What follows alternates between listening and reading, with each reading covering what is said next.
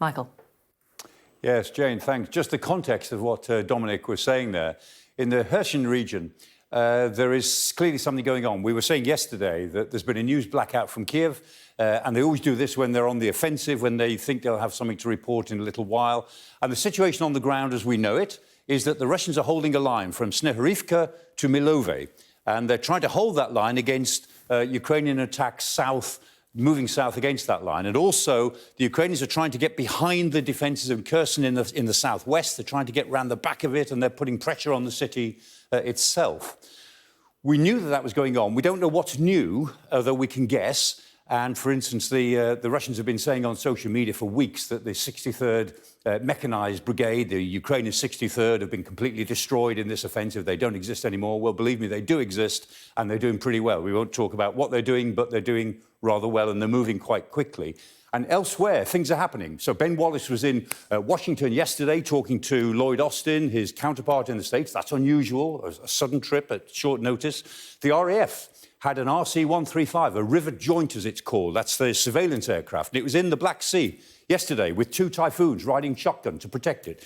And it spent some time yesterday just going round in circles, literally listening to everything that was going on the coast. The rivet joint, they just hoover up everything that they can get from the ground, including the telephone calls that soldiers might be making. I wouldn't be surprised if there isn't another rivet joint up again today, somewhere in the Black Sea. We'll find out probably later on today when we see the flight tracks that have been created. Something is happening. We don't really know what it is, but clearly the Russians now are talking about withdrawing civilians from Kherson, by which they mean the Russians who want to go and those Russians who may have collaborated with the authorities, and there are queues building up for the ferries to get out. We don't know how big these queues may become, but clearly the Russians are preparing to do one of 2 things in Kherson, either to withdraw their troops or to fight for it. We don't know which. The General Surovikin, he is believed back last September to have said to Putin, we need to withdraw. We need to draw a safer line a bit further east than we are now, or we'll be surrounded. Putin is believed to have said, no, you've got to stay. Surovikin seems to be softening up with the Russian public, possibly for, as Dominic said, either a withdrawal or a really big battle around Kherson in which maybe new weapons might be used. We'll see.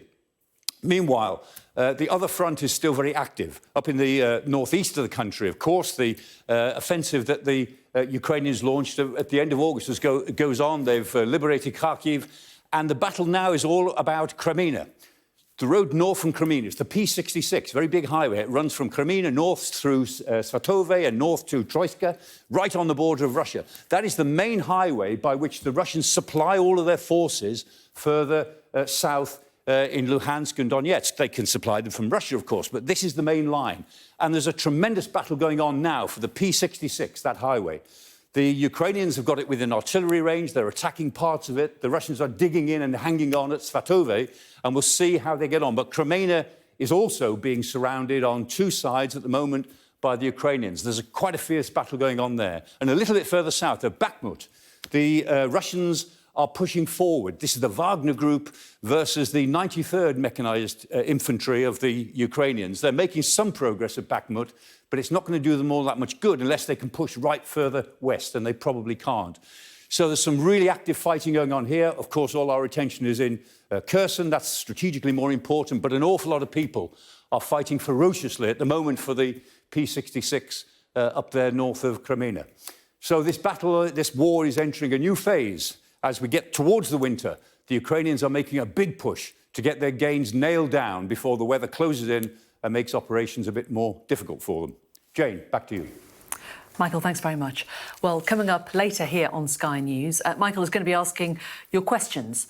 You've just heard from him, Professor Michael Clarke, and it's about the war in Ukraine. If you have any questions you would like to answered, 7 o'clock this evening, he will be answering those. You can email news@sky.com or scan the QR code on your screen right now, and then we can put them to him a little later on tonight.